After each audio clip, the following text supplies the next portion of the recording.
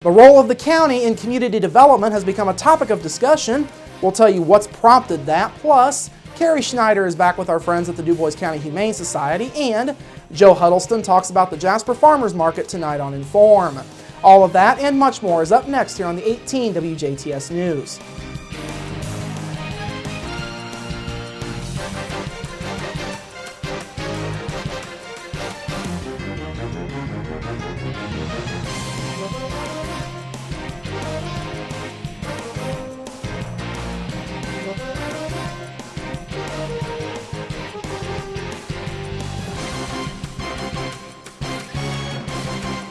Hello, I'm Bradford Raths. The city of Huntingburg is moving forward and the county's involvement is very important to that process. That was the message delivered to the Du Bois County Council at last night's monthly meeting. Huntingburg Mayor Denny Spinner updated the council on ongoing projects in the city. One of those has been the application for the 2014 Stellar Communities designation in Indiana.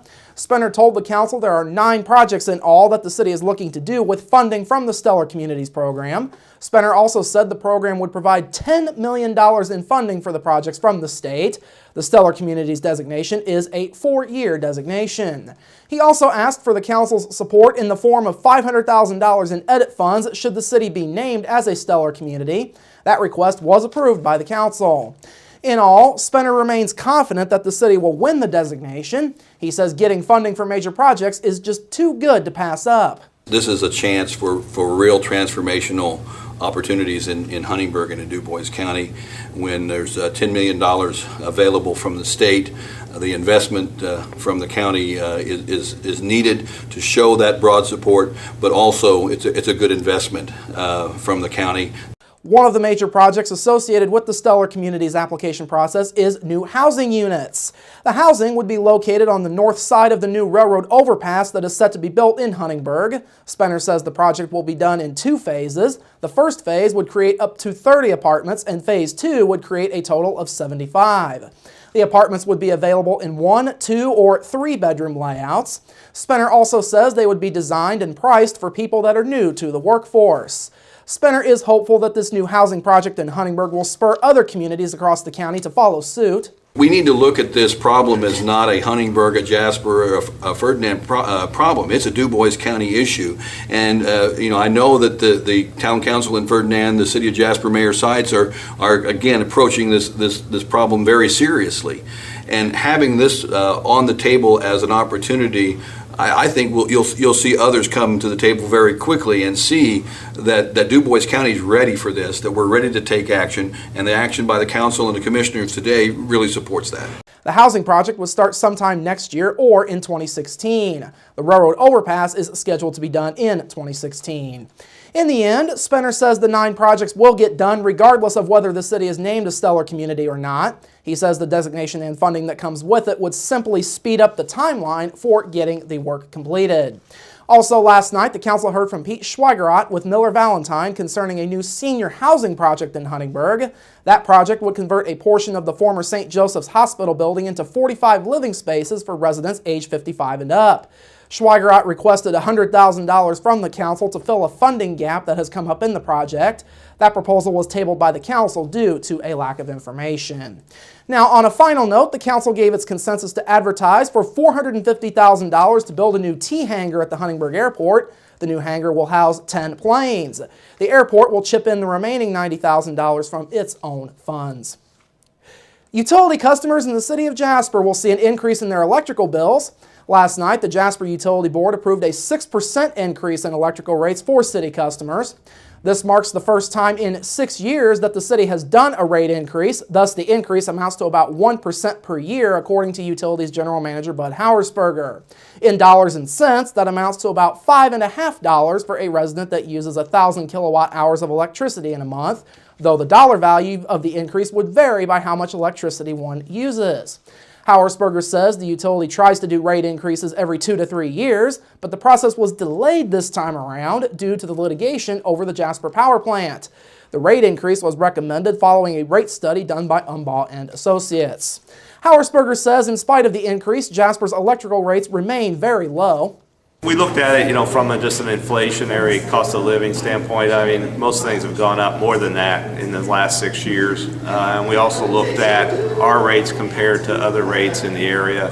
We had Umball do that. And we're still in the lower end, the lower third, even with the rate increase, we're still towards the bottom of electric rates for this area. The board also approved changing the city's electrical tracker to be more in line with the standards set up by the Indiana Municipal Power Agency. That tracker will now be on a quarterly basis rather than on a monthly basis. Academic progress reports continue to roll in for the Greater Jasper School Corporation. Last night, the board was given an update on the academic status at 10th Street Elementary School.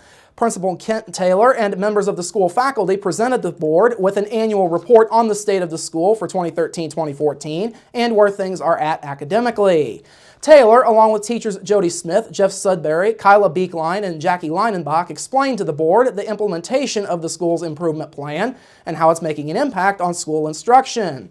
The group also talked about how teachers and staff handle small group learning and how that links students' needs to special focus skills.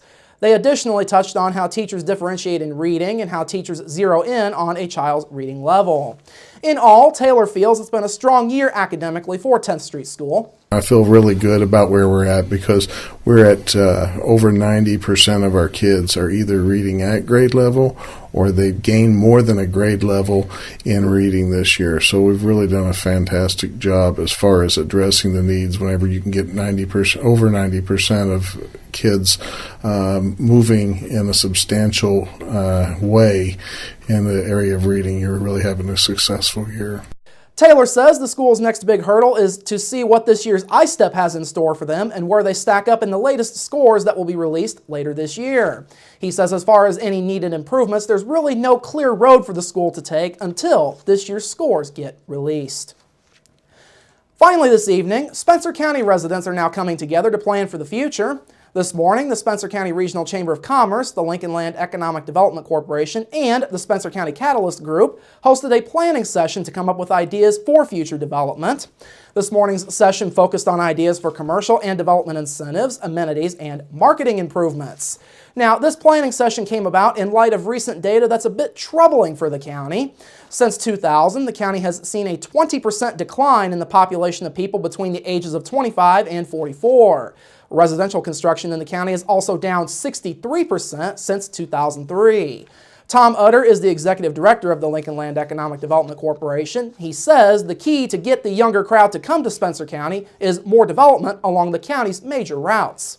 We're working very hard with Du Bois and other counties about continuing the four-laning of U.S. Highway 231 and as I said, taking advantage of that east-west Interstate 64.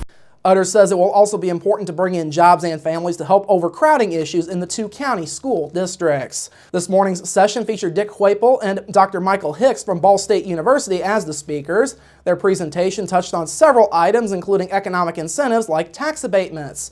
Huapel, who heads up the Community and Economic Development arm of Building Better Communities, says abatements and other related incentives don't always produce big benefits for businesses. It's a much debated topic, and incentives are part of every life. The largest beneficiaries of incentives in Indiana are residential developments, which are capped at 1% and have a number of other ways. So there's no, incentives are ubiquitous. It really is not a question of specifically industry. In fact, industry gets fewer incentives than others. County data also shows that more and more people are working in Spencer County but are living elsewhere. Huapel and Hicks told those in attendance that people are now looking more and more at communities before they choose to live in an area.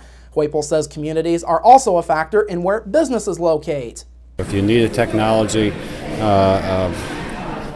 worker base, you'll go to places where those folks are. If you have really need for very low-skilled workers, they're seeking out those places. And so more and more in the 21st century, jobs are moving where the people are more, and people are moving where the jobs are somewhat less. On a final note, Huapel and Hicks hammered home the importance of the next 20 to 30 years in not just Spencer County, but all across the Midwest as a whole. They say that time frame will largely determine what parts of the Midwestern U.S. will recover from the recent recession and which areas will not. All right, coming up after the break, Carrie is back with our friends at the DuBois County Humane Society, plus your local forecast, sports with Kurt Gooksell, and Inform with Joe Huddleston. That's all up next here on the 18 WJTS News. Local people watching local people.